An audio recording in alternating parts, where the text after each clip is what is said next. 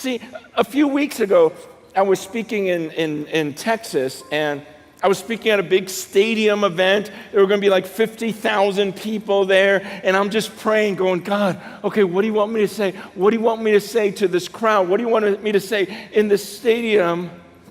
And I got this picture in my mind. I'm not saying it's of the Lord. It might be, it might not be, but it was a good one. I just thought, as I was praying, like imagine if, this is what I saw, a giant swimming pool. Okay? So imagine this is not an auditorium.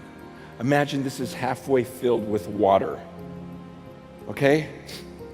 And I had this picture of everyone with a life jacket on, a life preserver. Okay? So are you picturing that right now? Imagine everyone, inside your kit is a life jacket.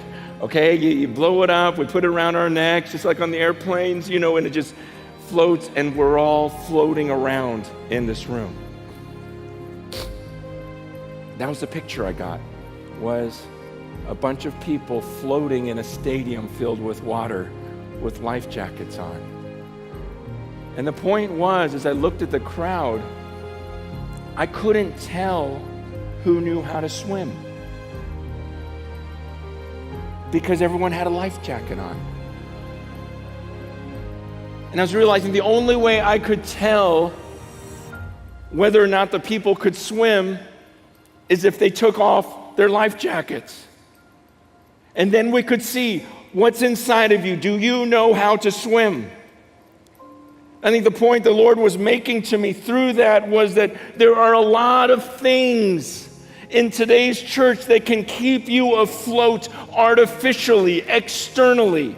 You may be in a Christian home. You may be in a Christian school. You may have a bunch of Christian friends. You may attend all the Christian activities that are here, and everyone's calling you, keeping you accountable, keeping you going, keeping you afloat. But my question is, what happens when that's ripped away? Okay, the band's not here. The church isn't here. There's no sermon. It's just you alone. That life jacket is gone. Is there something inside of you that says, man, that life jacket's great, I enjoy it, gives me a break, but I can swim? And in the same way, if all this is taken away, you, when you're alone, at the core of your being is the Spirit in you. So that you go, this is great, this is wonderful, I love it, but when I'm alone and I just have my Bible and it's just me in the presence of God, everything inside of me cries out, Abba, Father, because I love Him from the core of my being. See, if that's not true of you, that's a scary thought.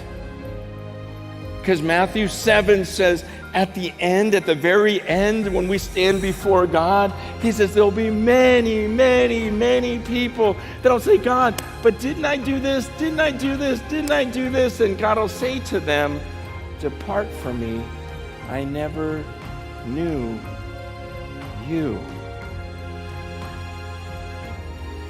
You guys, that's why I'm not saying this out of like any sense of judgment.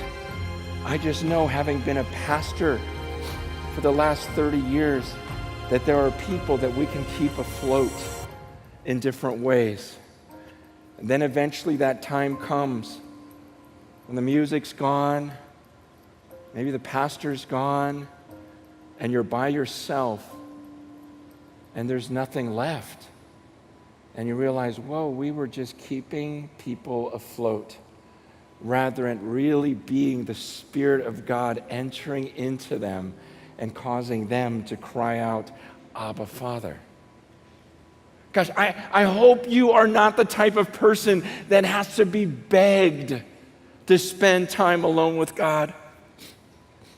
I hope you're not the type of person where you don't need the leadership here to keep coming after and go, please, please, read the Bible, please, please, walk away from your sin.